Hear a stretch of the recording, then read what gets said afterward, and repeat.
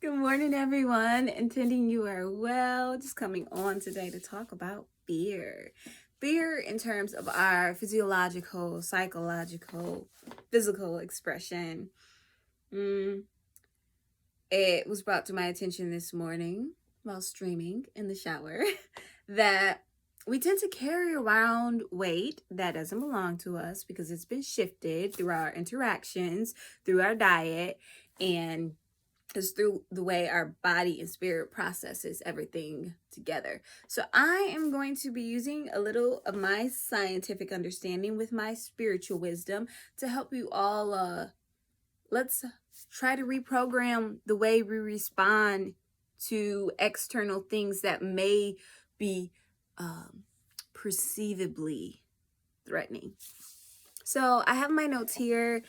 I am studying the lymphatic system this week in school, so I'm going to revert back to the endocrine system. Lots and lots and lots of body stuff in my head, so I'm going to be referring to my own original notes that I formulated about this topic. So we know that fear is essential to our survival, right? It causes physiological changes within our being.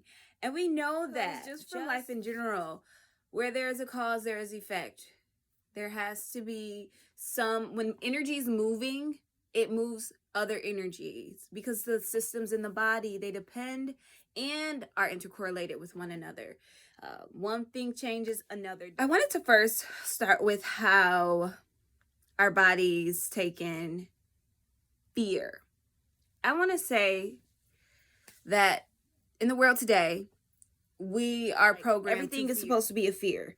And I can tell you, growing up, my system was sabotaged. My fight or flight system was sabotaged because the things around me were constantly causing fear stirred up in my being. So what does that do, guys? That weakens the immune system, that fucks with the blood pressure, that definitely weakens the bones. Just so you guys know that, because these are all the things that the adrenal glands that they do for us. They protect us in that way. They function and focus in that way for us. So when we're sabotaging those things through our diet and through our emotions, we're all made different. We're all built different chemically.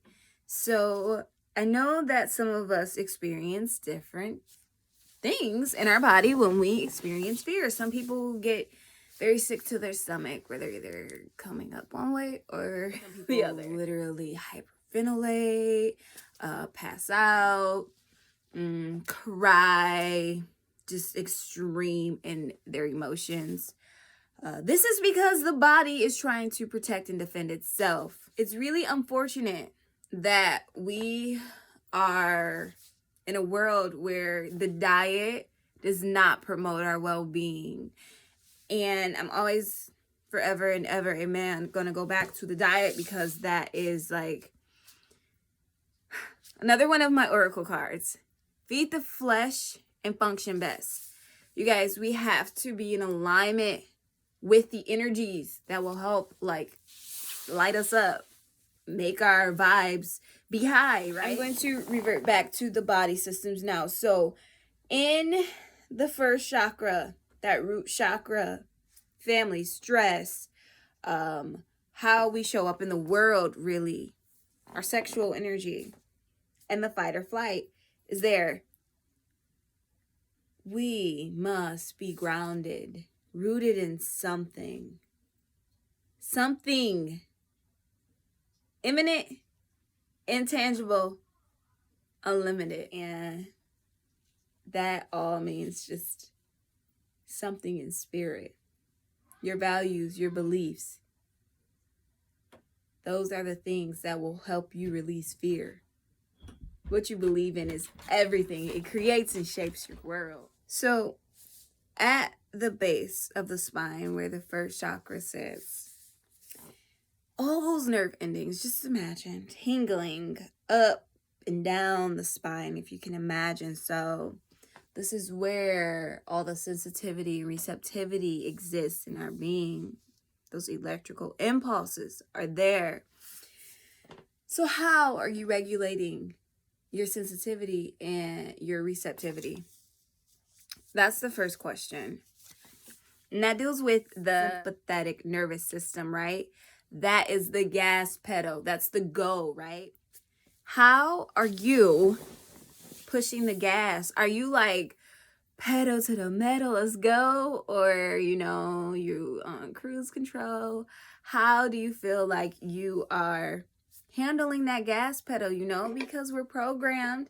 The world has taught us to be, that pedal needs to be down to the floor. We need to be going full speed ahead, which is so improper. Just imagine the spinal cord. Just imagine the sensitivity and receptivity, how it's happening, how it's flowing. There's no flow when it's pedal to the metal, let's go. Because guess what? When you're full steam ahead, you miss the very subtle parts, experiences, the details in life. And those are the things that keep you out of fear. We're so quick to put all of ourselves into things. And that's something that needs to stop. So the parasympathetic nervous system, it acts as our brake. Hold up. Wait a minute. Doing too much. For real. Those triggers, once we keep them on and on and on and on and on, full pedal to the metal, right, baby? Our fight or flight system is it's stuck on. It's stuck on. I've been living like that for so long. Fear. You're not a futile or fatal experience. You are everything, and your body is the ultimate tool here. Our bodies are the ultimate tool here. How are we going to take care of them? Like, just hear me out, please. So, fear. Deep breathing. Being present eliminates fear. Trusting. Groundedness. Being centered. The systems. I'm the master of the systems.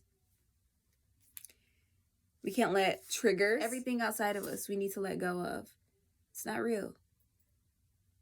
The fear that we've been taught and programmed to believe, sabotaging the flow from the root here, sabotaging our flow. This is why human beings, they function from here down. Not tapped into the heart center, throat chakra.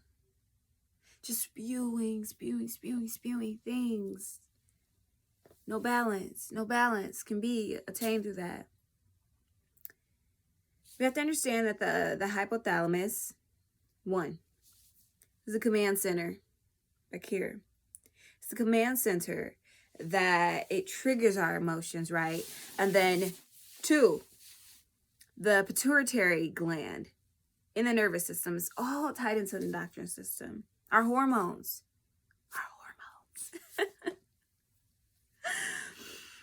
So, the pituitary gland, the endocrine system, that is basically like sending the controls from the command center, right?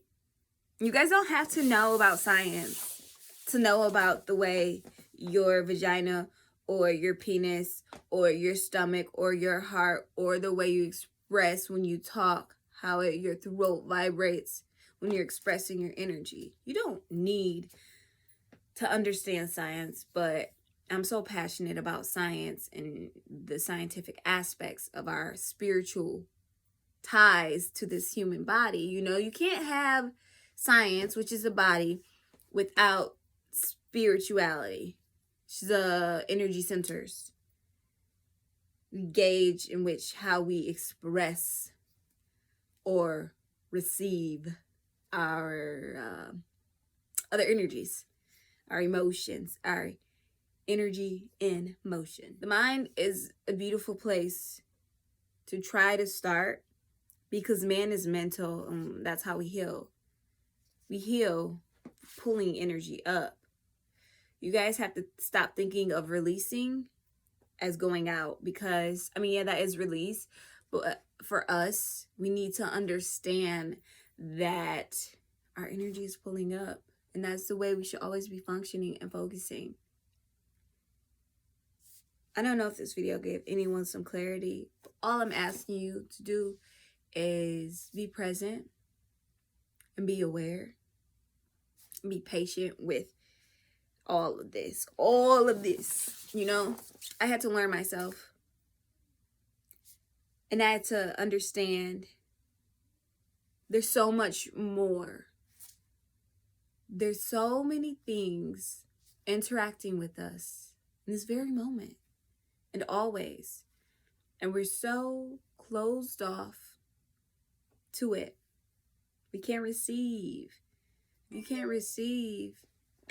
How can you transmute your energy? Because you have to be open, a conduit, a vessel.